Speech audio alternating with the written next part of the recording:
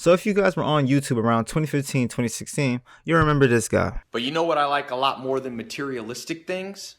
Knowledge. Tai Lopez, the man with the Lamborghini and a lot of knowledge. Tai Lopez is mostly known for that video alone. He pretty much paid his way to being an online figure just by running his same unskippable ad over and over and over again. In the ad, he's promoting his quote-unquote self-help program where you could also become a wealthy, successful guru that can also own a Lamborghini. And I feel like I could confidently say, like I said earlier, he is the OG grifter. If you don't know what a grifter is, it's pretty much people that try to sell you a course for self-help, financial help, any form of help. Because a lot of people fell for this scam. In fact, just so you don't have to pay for it, YouTuber CoffeeZilla even tested it out for himself to see what type of education he's putting up. This whole course, and this is getting into like the really rating part of it. The whole course is reheated self-help.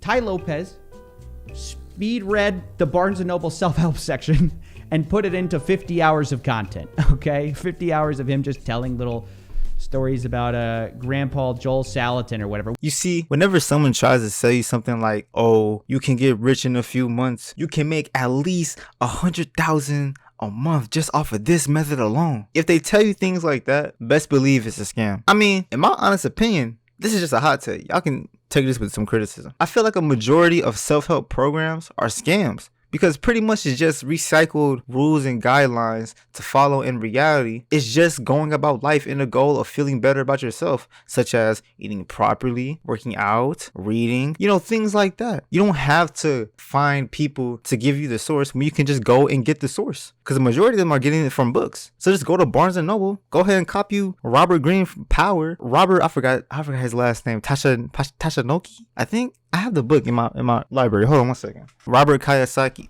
Is it Kiyosaki? Robert Kiyosaki, Rich Dad, Poor Dad. Just get you those two books and you're pretty much set. But instead of telling them those things flat out, they would rather just sell it to you in a 90-minute crash course so that they can profit off of you not being confident in yourself or achieving your goals. But it seems like the well of knowledge for Tai Lopez has gone dry after the SEC, aka the U.S. Security and Exchange Commission, has formed a case against Tai Lopez and his business partner Alex Merher. I think I'm pronouncing that right, Merher. You see, they owned a company called REV, Retail E-Commerce Venture, which is a Miami-based, and the reason why I'm mentioning Miami is because Miami is known for being one of the most scammiest cities in the U.S. I promise you, I understand that. I got scammed a t-shirt that was like $20 in Miami. The whole time I looked on Amazon, it was $6. I got ripped off. I ain't gonna lie. It is what it is. Do I still have the t-shirt now?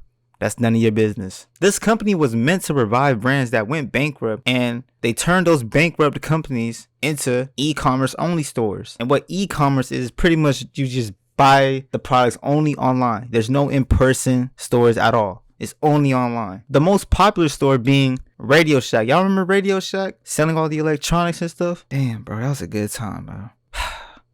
I miss being a kid. They ended up defrauding several investors, racking up $112 million. And the SEC even alleged that $5.2 million of returns paid to investors were actually Ponzi-like payments funded by other investors. So in short, they use other people's money to buy other companies. That's a very bold tactic. Very bold. If you got the profit to back it up. Oh wait, they don't. They lied. They lied to the investors, saying that their cash flow was strong and that the money invested would go back to the companies to make more profit. But it was all cap. It's all false. I knew it was fake. I knew it. The SEC also states that $16 million was allocated for their own use, probably to maintenance his Lamborghini or pay the rent to his Miami penthouse. Whoever the knows. I don't know what Tai Lopez does in these days. I don't pay attention to him. This is like the first time I'm recently hearing about him since he popped off with that ad. You know what I mean? The reason why I'm making this video is because I just hate scammers, bro. I hate them with a strong passion. I remember back when I was doing podcasting, I ran into a person in which I thought we were good friends. You know, he was a very long time friend. I knew him since elementary. I practically grew up with him. You know, that's besides the point. He hit me up in my Instagram DM. He said, "Yo, Justo, I want you to cop this shirt from me." Automatic red flag, by the way. He was practically like forcing the product on me. He was like, "Bro, you need to cop this for me, bro. Please, please, please." So I'm assuming he just needed the bread whole time. You know what I'm saying? And I thought we were cool. At the time, I was out of town. I was in New York. So I was like, you know what? Just I'm gonna pay you, hold this down payment for me, and when I get back to Atlanta, this is Atlanta by the way. When I get back to Atlanta, I'm gonna come get my stuff. First off, big red flag on what I just did. Okay, never pay first. Wait until you see the product in hand, you see it for yourself, or you see it at like in general, then you make that purchase. Unless it's like an online item. Until then, that's up to your money. But this is a real life interaction that we're dealing with here. I come back to Atlanta. I hit him up. I said, yo, bro, I'm back in the A. When you want to meet? No response. I'm hitting him up constantly. Like, yo, bro, what's going on? Where's the communication? And mind you, I follow him on IG. You know when you text somebody and when you text them, you don't get a text back, but you see them posting on their story or they're like active on social media? That pisses me off, man. That's a real pet peeve of mine, bro. Like, just text a nigga back. Just text a brother back, you know? I know you're on your phone. You can't text a brother back? I'm not getting any text back. So I'm just like, okay, look, bro, I'm trying. Just drop it off at my mailbox. You know what I'm saying? Like, bro, if we don't have the time to meet, bro, just drop it at my mailbox, bro, if you can, bro. You know what he does? He reacts to my message. No emoji, no text back, nothing. He just reacts to it with the ha ha ha, bro.